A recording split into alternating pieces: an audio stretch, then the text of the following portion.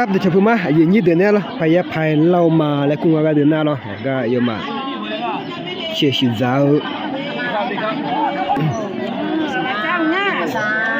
cái đó nhớ mà nó cho nhớ.ว่าแกจำเนี่ย Chả mẹ đấy. เราชอบพอจำมาเราชอบพอ trả lắm mà bỏ trảจุดสะดุ้งอะไรวะน้าเหรองั้นเราชอบพอเราจ่ายดิเราชอบพอจ่าย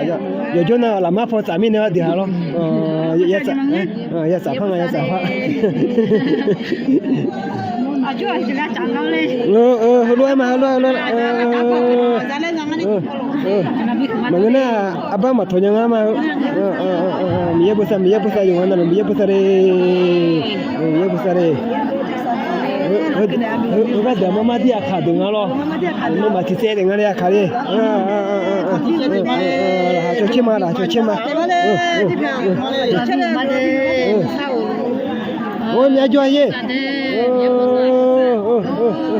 เราทำอะไรกันนะมีเยอะกิโลโชว์มาจากพอจะไปตรงนั้นเลย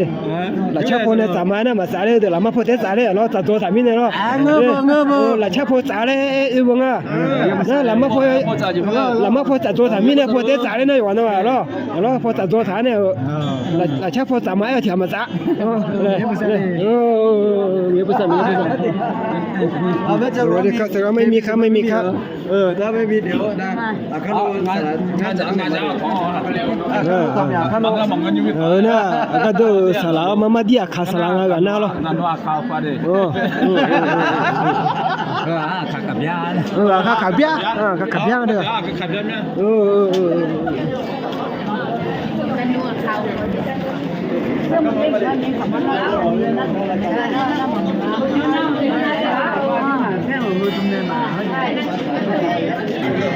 นี่เรามาขาลีดามุนดังทางนั้นหรอยาจีเนี่ยยาจีอะไรนั่นหรอนี่ถ้าว่าจะสมัครที่จะเล่ามานะครับพายเล่ามานี่หลายที่พอ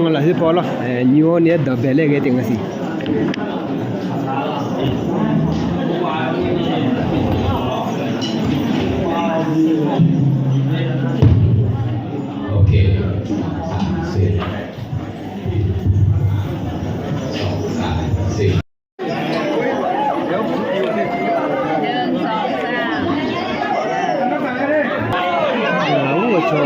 โจมยาแล้วเรื่องไงเนี่ยนะเราได้เยอะๆได้เยอะมาเดี๋ยวมาอยู่ดูนี่บุษบุษามีเนี่ยเนาะ